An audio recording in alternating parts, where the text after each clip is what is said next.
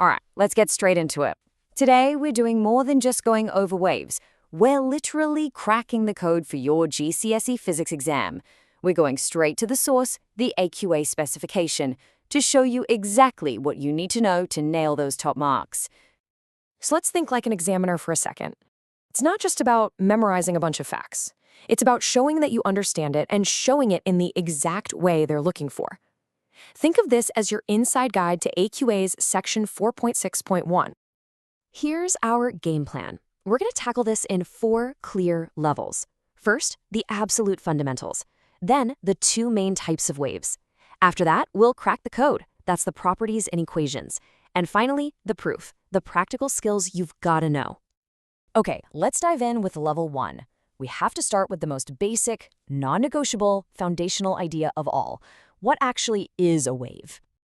Right, this is the first thing you need to get locked in your brain. AQA needs you to be crystal clear that waves transfer energy, not stuff. Think about a Mexican wave in a stadium.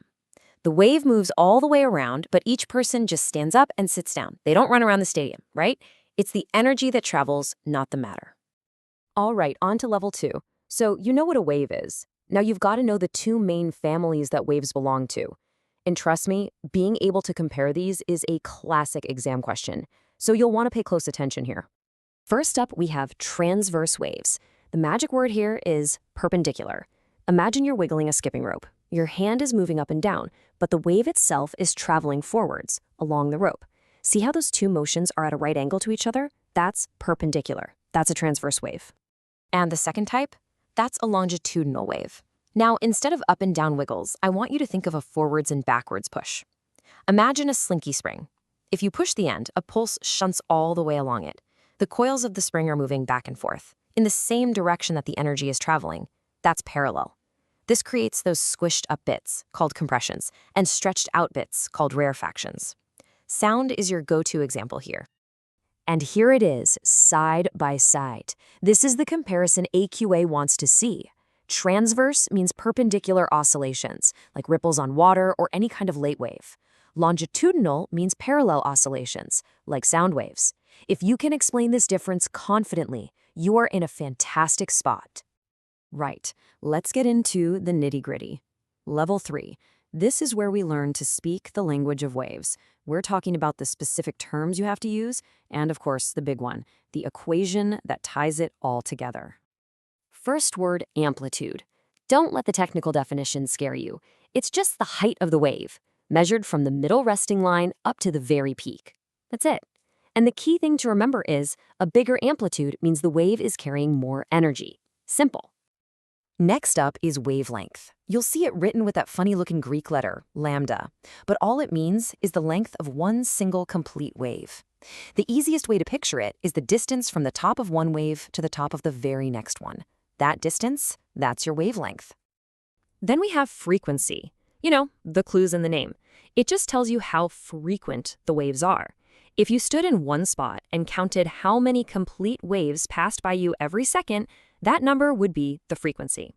And we measure it in a unit called hertz or hertz.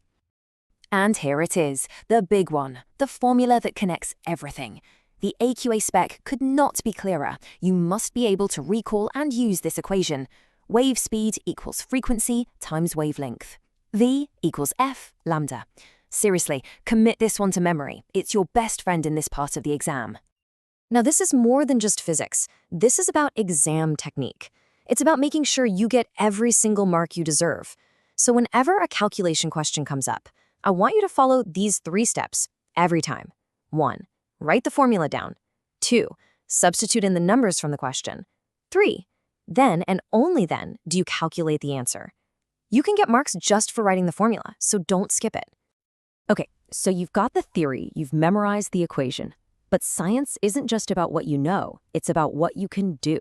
So for our final level, level 4, we're going to look at how AQA expects you to describe measuring waves in a real-world practical setting. You see, the specification is really specific about this. They can and will ask you to write out a method for 2 particular experiments. So the question is, do you know which 2 they are? And here they are. These are the 2 required practicals for this topic. You need to know how to describe a method for measuring the speed of sound, which usually involves a couple of microphones and a timer. And you also need a method for measuring the speed of ripples on water, which usually involves a piece of kit called a ripple tank. Knowing the basic steps for both of these is absolutely non-negotiable. So let's bring it all home. What's the bottom line? Well, if you can master these core ideas, if you're fluent with the definitions, if you can confidently explain the two wave types, and if you can use that wave equation in your sleep, then you've pretty much cracked the code for this entire section of your physics paper. Before you go, let's put it to the test. Here's a quick challenge for you. A wave has a frequency of 50 Hz and a wavelength of 2 meters. So, what's its speed? Go on pause and work it out using the equation we've just covered. This is exactly the kind of question that should feel like a piece of cake for you now. You've got this.